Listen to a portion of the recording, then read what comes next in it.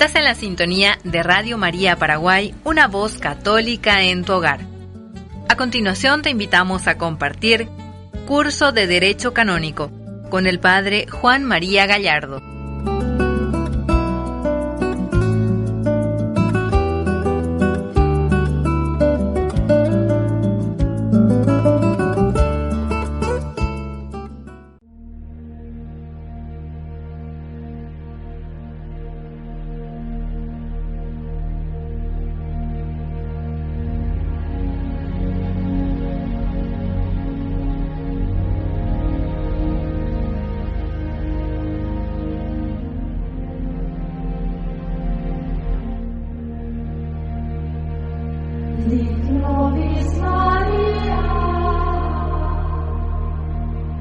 En el nombre del Padre, y del Hijo, y del Espíritu Santo. Amén. Ave María Purísima, sin pecado concebida. Nuevamente juntos, queridos oyentes de Radio María, con nuestro curso de Derecho Canónico. Quien les habla, el Padre Juan María Gallardo. Recordarán ustedes que ya hemos tenido 3 lecciones o 3 clases. La última comenzamos con lo que es la historia del Derecho Canónico. Y hoy continuaremos con la historia y veremos un poquito cómo el Concilio Vaticano II influyó en el derecho canónico de tal manera que llevó también a una nueva codificación. Recordarán ustedes que en el programa pasado hablamos del Código Pío Benedictino, o el código que comenzó Pío X y terminó Benedicto XV, del año 1917. Bueno, entonces ahora continuaremos con esta historia. Les decíamos que fue un 25 de enero del año 1959, una fecha también importantísima para la historia de la Iglesia, porque el Beato Juan XXIII anuncia su decisión de convocar un sínodo romano y nada más ni nada menos que un concilio ecuménico, que será el Concilio Vaticano II. Decía el Papa, ellos, refiriéndose al sínodo romano y al Concilio Vaticano II, ellos conducirán felizmente a la deseada y esperada puesta al día del Código de Derecho Canónico. Tarea, que también puntualizó el Papa, debería acompañar y coronar en su vertiente disciplinar los anteriores eventos. O sea, que el Código de Derecho Canónico, ya desde su inicio, por el Papa, por el Beato Juan XXIII, estaba destinado a ser la coronación del Concilio Vaticano II.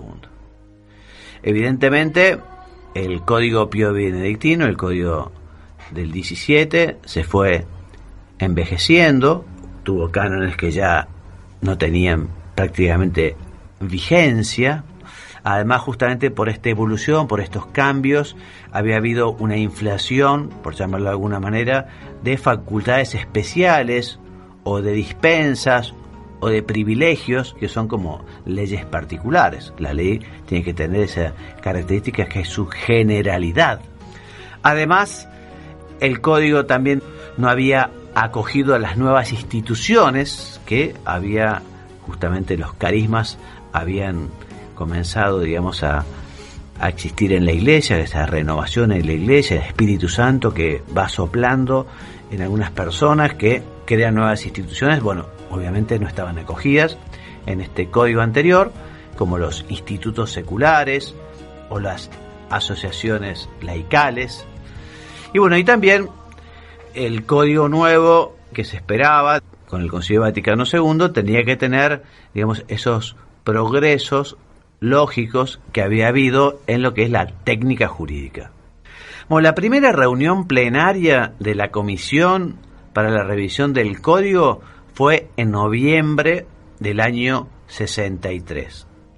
Y lo que se hizo en esa primera reunión de entrada ya es establecer que los trabajos formales de revisión del Código se realizarían recién al finalizar el concilio. Y esto debido a que, evidentemente, primero había que saber qué es lo que resolverían los padres conciliares. Primero había que ver por dónde iban a llevar esos aires del concilio. Segundo título, la relevancia canónica del Concilio Vaticano II. Entonces volvemos a repetir, el Concilio Vaticano II fue abierto solemnemente por el Papa Juan XXIII el 11 de octubre del año 1962 y fue clausurado por Pablo VI el 8 de diciembre de 1965. Y esto, evidentemente, para la historia del derecho canónico, constituye un acontecimiento importantísimo en su historia. El objeto principal del Concilio Vaticano II fue el tema de la Iglesia. De hecho, había sido un tema pendiente, podemos decir así entre comillas, del Concilio Vaticano I, del concilio anterior, que había sido del año 1869 a 1870, que ya tenía previsto debatir un amplio proyecto sobre la Iglesia, de Ecclesiae Christi. Pero esto quedó pendiente. Entonces, ¿en qué temas o qué ámbitos tiene importancia el Concilio Vaticano II respecto del derecho canónico? Bueno, podemos hablar de 3 ámbitos importantes de relevancia canónica. El primero, el Concilio Vaticano II nos dará los principios doctrinales, que tendrán una incidencia importantísima en el derecho canónico y en el contenido de sus documentos. También las directrices jurídicas que propone el concilio, directrices que tenían que ser tenidas en cuenta a la hora de revisar el código anterior y proponer uno nuevo. Y tercero, también son, como decíamos, estas nuevas instituciones que surgen del Concilio Vaticano II, ¿no? O que surgen después, digamos, de la existencia del Código Pío Benedictino, el Código 17. Entonces repetimos, la necesidad de reformar el Códex o el Código del año 17 no radicó tanto en las deficiencias técnicas de este código que habían quedado antiguos, sino fundamentalmente era la necesidad de recoger las enseñanzas del Concilio Vaticano II. Bueno, ¿cuáles son estos principios doctrinales, les decía, que tienen trascendencia canónica? Hablamos en la primera clase de esa positivación, ese tomar conciencia de las enseñanzas del Señor o de la Iglesia, esa positivación de algunos aspectos del derecho divino.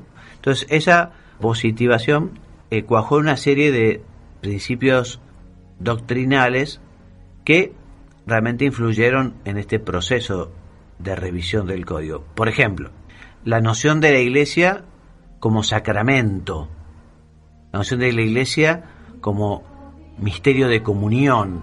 Bueno, esto es el trasfondo de toda la eclesiología del concilio y es como su punto de partida, así nos lo dice la Lumen Gentium. Otro tema importantísimo es, bueno, la Iglesia como pueblo de Dios al que están convocados todos los hombres y en el que cada uno de sus miembros participa de ese oficio sacerdotal, profético y real de Cristo, esos miembros que todos tienen esa misma condición, que es la condición de la dignidad y libertad de los hijos de Dios, como lo dice la Lumen Gentium 9, esos bautizados que están también llamados a la santidad y que son corresponsables en la edificación de la Iglesia en el apostolado. Bueno, esta doctrina pone en primer plano la verdadera igualdad existente entre los fieles, tema de la Lumen Gentium número 32, todos los fieles tienen esa igualdad. También nos habla de las obligaciones y derechos comunes de todos los fieles, y esto está bastante relacionado con los deberes y los derechos de los laicos, todos temas que vamos a ver que se trata del concilio y que después quedan plasmados en el código. Y dentro de estos derechos y deberes de los laicos, bueno, muy importante del concilio es la llamada universal a la santidad, esa vocación universal a la santidad, que puede decirse que es el elemento más característico y, por así decir, el fin último de todo el magisterio conciliar. Así lo afirma también claramente el Papa Pablo VI en el motu proprio Sanctitatis Clarior del año 69. Bueno, otro de estos principios que les decía que son tan importantes para el derecho canónico, estos principios, es la positivación de algunos aspectos del derecho divino del Concilio Vaticano II, es, por ejemplo, esta idea de que la Iglesia se encuentra estructurada por los sacramentos. Los sacramentos, de alguna manera, estructuran la Iglesia. Uno ingresa a la Iglesia por el bautismo, los fieles se incorporan a la Iglesia de Cristo por el bautismo y participan de su sacerdocio real. El orden sagrado justamente organiza jerárquicamente a la Iglesia, el sacerdocio ministerial. Bueno, la Eucaristía como centro de crecimiento de la Iglesia, pero como decíamos, no solo estructuran la Iglesia en los sacramentos, sino que también los carismas. Les hablaba de las diversas instituciones que fueron surgiendo. Fue el Espíritu Santo el que quiere renovar este pueblo de Dios y se sirve de estos carismas que otorga a los fieles, y lógicamente el ordenamiento canónico ha de tutelar, ha de cuidar el despliegue de esos carismas. Bueno, otros principios del Concilio Vaticano II importantes para la codificación es el tema nada más ni nada menos que la sacramentalidad y la colegialidad del episcopado, el cuerpo episcopal. También toda la doctrina sobre las iglesias particulares, la relación que tienen las iglesias particulares con la Iglesia Universal, una visión nueva de la jerarquía como servicio, servicio a los demás, la importancia de promover la unidad de la Iglesia, muchas directrices nuevas sobre un tema tan importante como el ecumenismo, todo lo que se refiere también a las relaciones entre la Iglesia y el mundo, el derecho a la libertad religiosa, etc. Por eso, todos estos principios podemos decir que en la mayoría se encontrarán en la Constitución Dogmática Lumen Gentium, que se convertirá como en el prisma para el estudio del derecho canónico. Bueno, ¿y cuáles fueron esas directrices jurídicas de las que hablábamos, del concilio? ¿Y cuáles fueron esas nuevas instituciones? Bueno, entonces, en cuanto a las directrices jurídicas para la revisión del código, podemos hablar, por ejemplo, de un tema que ya lo trataremos en su momento, que es el oficio eclesiástico, el oficio de los ministros sagrados, ya visto fundamentalmente como una ocasión para el servicio, un cargo eclesiástico para el servicio, cosa mucho más importante que el beneficio o las rentas derivadas de ese oficio eclesiástico. Otro tema es la reforma que hubo del Instituto de la Incardinación. Los sacerdotes están incardinados en diócesis o en otras estructuras. Lo que no hay son presbíteros, sacerdotes vagos. Vagos quiere decir que no estén incardinados. Bueno, hay toda una reforma de esta institución de la incardinación en el código para facilitar mejor la distribución del clero en el mundo. También es importante la cuestión del diaconado permanente que se recupera para la Iglesia, las directrices sobre la constitución y el régimen de los seminarios también que se actualizan, todo lo que tiene que ver con la revisión de las normas relativas al apostolado seglar, al apostolado de los laicos, por ejemplo, el reconocimiento de la Iglesia del derecho de asociación que tienen los laicos. Bueno, y también van surgiendo, lógicamente, nuevos organismos y estructuras. Por ejemplo, son nuevas del Concilio Vaticano II el llamado sínodo de obispos, sínodos que ya lo vemos, como hay sínodos de toda la Iglesia o sínodos particulares de algunas regiones. Las conferencias episcopales, también otras estructuras jurídicas nuevas, al igual que las prelaturas personales o los consejos presbiteriales en las diócesis o consejos pastorales. Y bueno, y también diversas comisiones, consejos, secretariados, todas nuevas instituciones. Como tercer título, legislación postconciliar y elaboración del nuevo código. Entonces, respecto de los primeros pasos, podemos decir que todo lo que está relacionado con la redacción del nuevo código fue un proceso. Fue un proceso largo, fue un proceso laborioso. Ese proceso, desde el principio, se confió a la Pontificia Comisión para la Revisión del Código de Derecho Canónico, que había sido creado por Juan XXIII en marzo del 63. Había sido creado con 30 miembros. Su presidente fue el cardenal Pietro Chiriachi. Los miembros inicialmente eran solo cardenales, pero colaboraban los consultores, que en total eran 183, que estaban divididos en grupos de estudio, organizados por una secretaría. Y fue habiendo diversas revisiones. En el año 65 se inaugura públicamente una nueva comisión.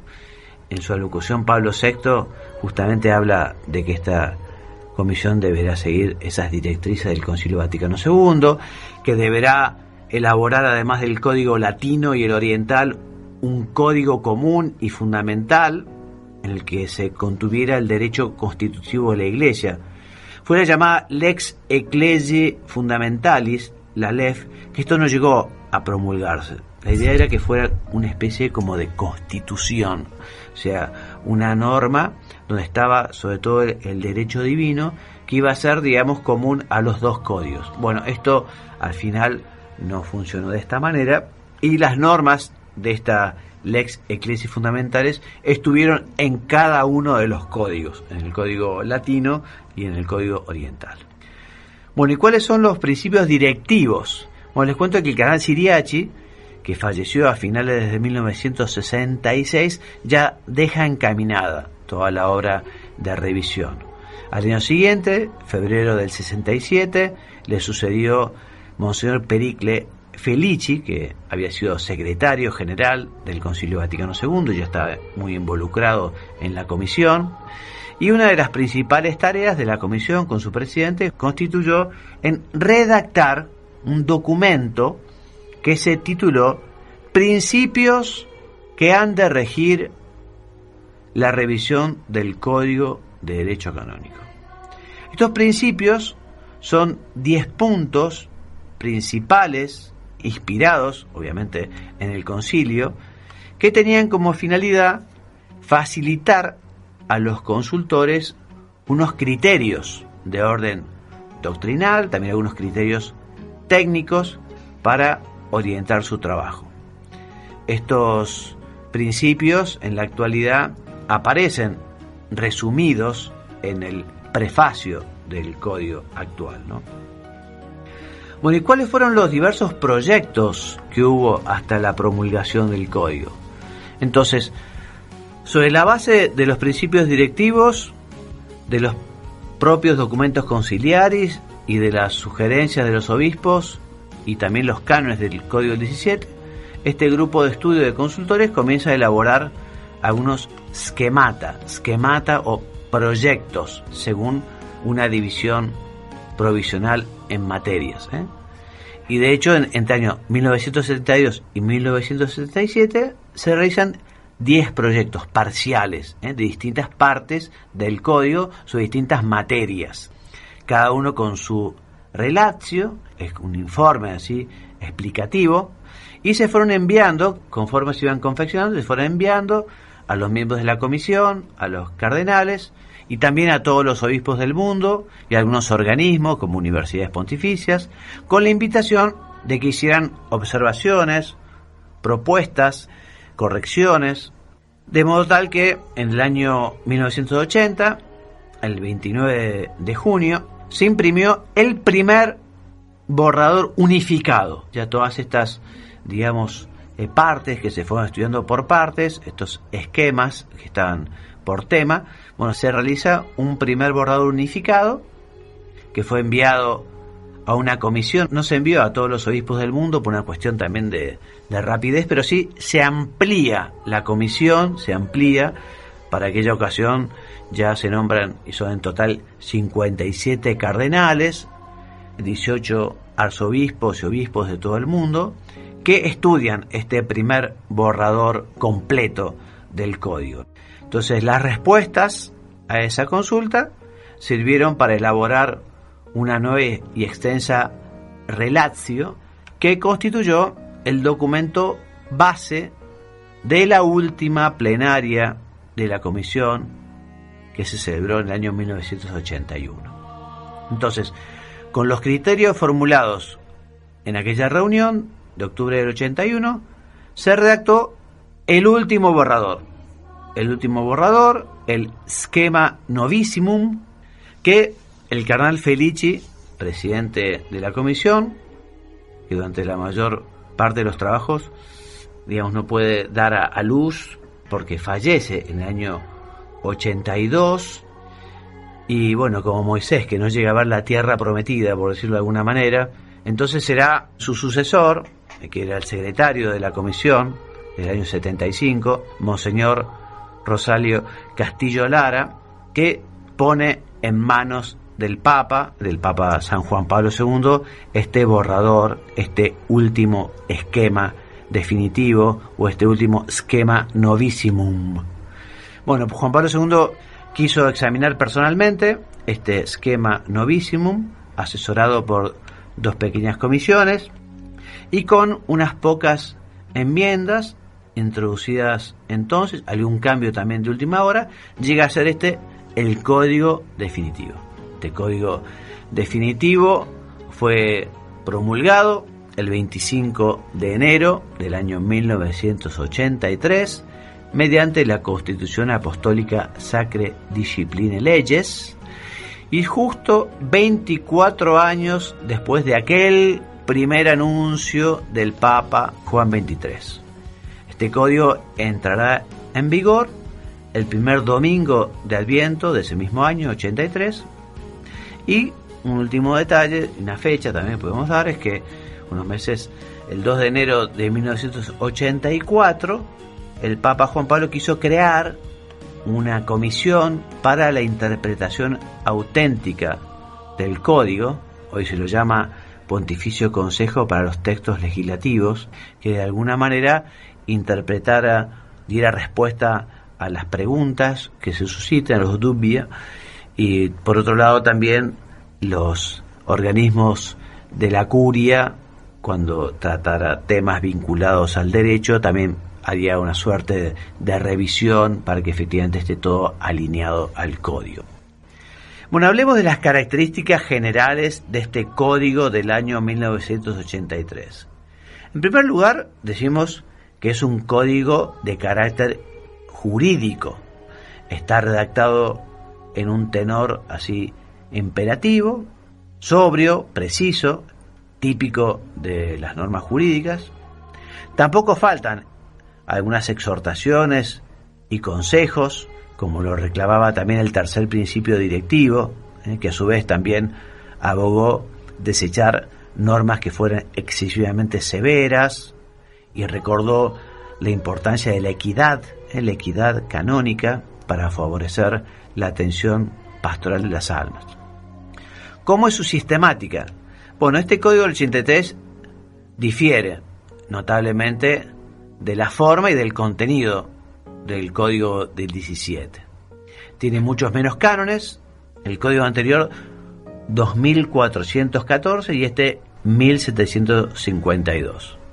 También cambia la sistemática, está compuesto de 7 libros, lo componen y siguen dividiéndose a su vez en libros, se dividen partes, secciones, títulos, capítulos, pero según su plan no sigue la división tripartita que tenía el Código del 17, inspirada a su vez en las instituciones de Gallo, que hablaba de personas, cosas y acciones. Bueno, esto ya se supera. Si ustedes ven un poco el índice del Código 17 y del Código 83, van a ver que son diferentes, ¿no? El Código 17, el primer libro, normas generales; segundo, personas; tercero, las cosas; cuarto, los procesos; quinto, los delitos. Y el Código 83 tiene libro primero, las normas generales; luego, libro segundo, el pueblo de Dios; ahí están los fieles cristianos, la condición jerárquica de la Iglesia; libro tercero, la función de enseñar; libro cuarto, la función de santificar, todo el tema de los sacramentos y los demás actos de culto divino. Después un quinto libro que trata sobre los bienes temporales de la Iglesia. El sexto, que es el derecho penal, por así decirlo, que son las sanciones en la Iglesia. Y el último, sobre los procesos o los procedimientos o las normas prácticas para los juicios. Como les decía, que este nuevo código sustituye el libro de personas por el de pueblo de Dios. No pone en primer lugar a los clérigos, sino a los fieles, o sea, todos los bautizados. Y en lugar de incluir el magisterio y los sacramentos en un libro sobre las cosas, como el anterior, los sitúa respectivamente dentro de las funciones de enseñar y de santificar. Bueno, otros rasgos distintivos, y vamos terminando.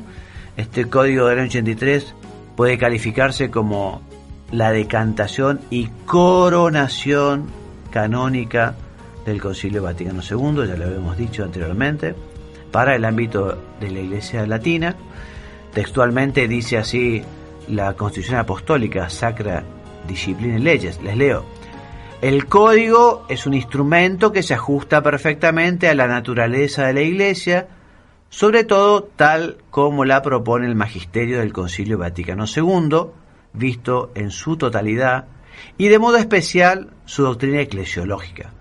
Es más, en cierto modo, este nuevo código puede considerarse como un gran esfuerzo por traducir al lenguaje canónico esa misma doctrina, es decir, la eclesiología del concilio.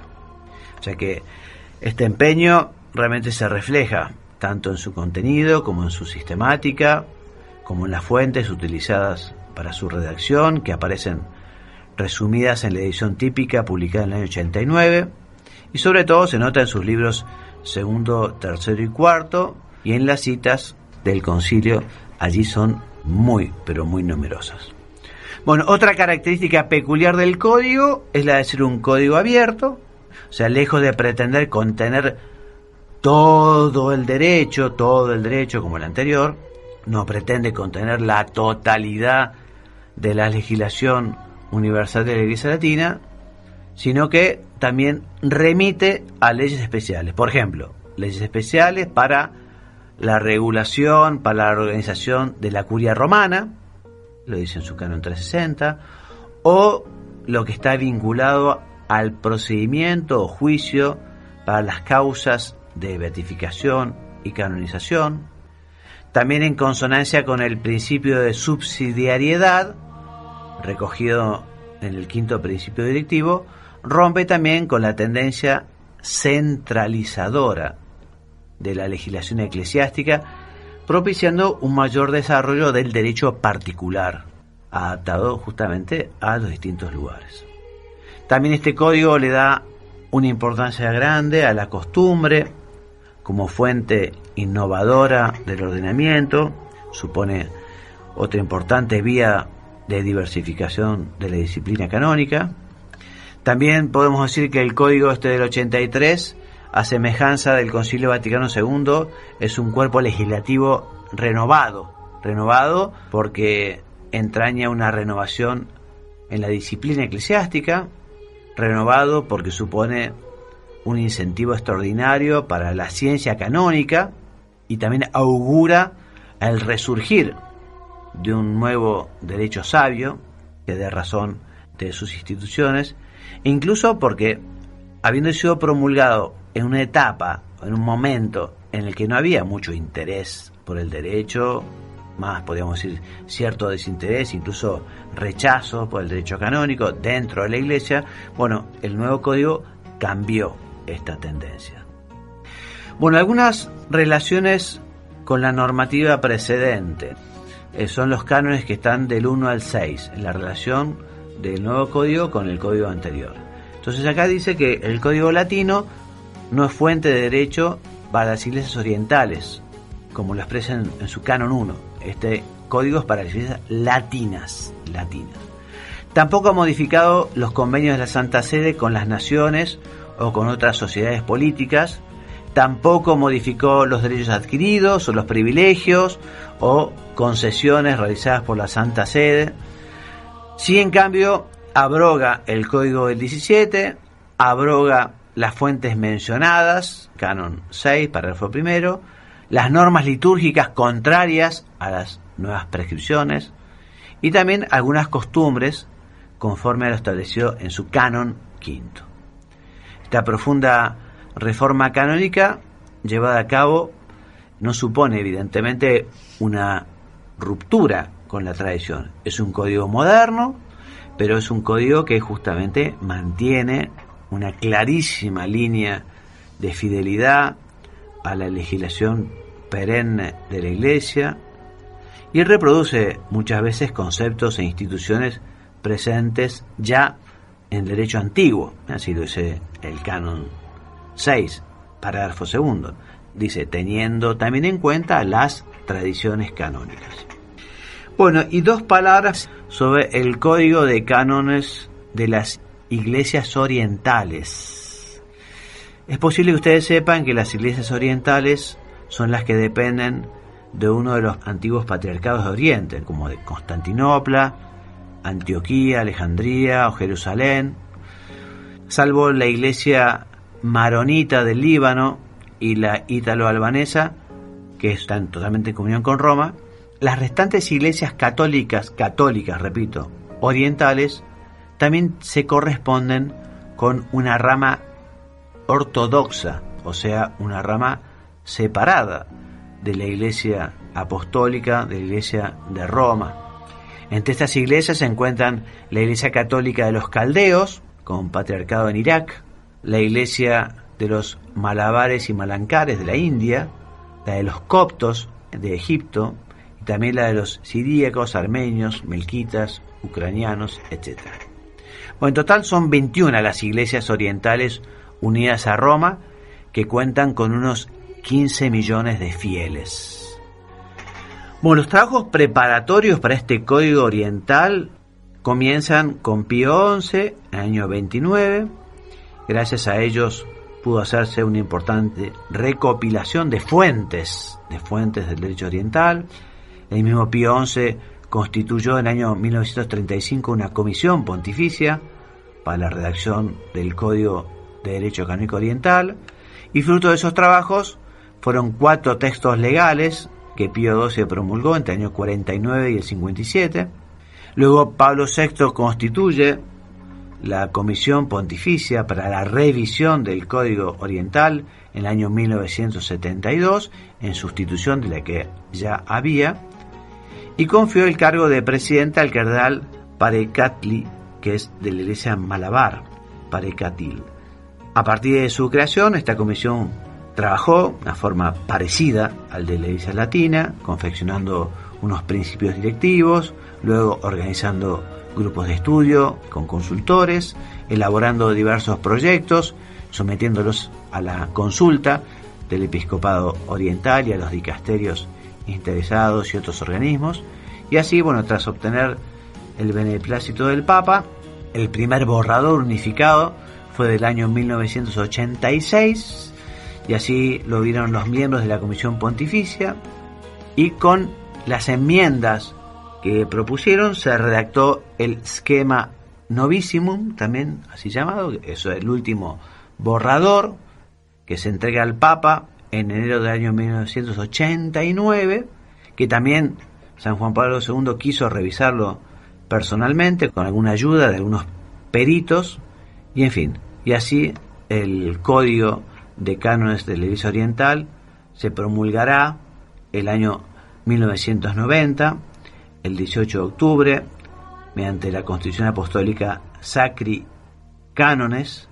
Entrará en vigor el 1 de octubre del año 91, el año siguiente, y este está ordenado en 30 títulos, tiene 1546 cánones, como les decía anteriormente, dentro de este marco común, dentro de este esquema también están aquellas normas de la Lex Ecclesiae Fundamentalis, esas normas fundamentales, digamos, que de alguna manera son constitutivas de derecho divino por Cristo, pero también este marco común para todas las iglesias orientales, digamos, invita a que cada iglesia oriental desarrolle su propio derecho particular de acuerdo con sus respectivas tradiciones, con sus respectivas disciplinas. Bueno, por último decimos que este código incluye todas las prescripciones de la ley, ya lo dijimos, que es expresión de la enseñanza conciliar, claramente, y que de su promulgación este nuevo código ha despertado un notable interés científico por el derecho oriental, tanto en las respectivas iglesias sui iuris como en el ámbito latino también. Por eso San Juan Pablo II ha afirmado en varias ocasiones que el Código de Derecho Canónico Latino, el Código Oriental, junto con la Pastor Bonus, que es la organización de la Curia Romana, pueden considerarse como parte integrante de un mismo cuerpo unitario, que sería como el Novus o el nuevo Corpus Iuris Canonici de la Iglesia. Que bueno, también esto va evolucionando. De hecho, el Papa Francisco quiere hacer una nueva organización de la Curia Romana y bueno, por esa misma característica que tiene el derecho, irá evolucionando, ¿no? Bueno, hemos dado una vuelta importante a la historia, realmente es muy interesante. Están para el estudio de los especialistas, evidentemente, todas las actas de la Comisión Pontificia sobre cómo fue evolucionando el código, temas interesantísimos para el que quiera realmente meterse en la historia del derecho canónico, pero este no es nuestro caso. Ahora estamos sencillamente viendo los temas fundamentales en esta introducción al derecho canónico, que aprovecho para recordarles que encontrarán el aula virtual de esta materia en encuentra.com, en su plataforma Moodle, www.encuentra.com, tiene una plataforma Moodle, allí encontrarán el aula virtual de esta materia con los contenidos, los PDF, con las presentaciones y también con algunos cuestionarios, si es que alguno quiere realizarlos, y así obtener también un certificado de aprovechamiento. Bueno, hasta aquí la clase de hoy. Dios mediante, de la semana que viene continuaremos y me despido enviándoles la bendición. Que Dios los bendiga y los haga muy santos. Amén.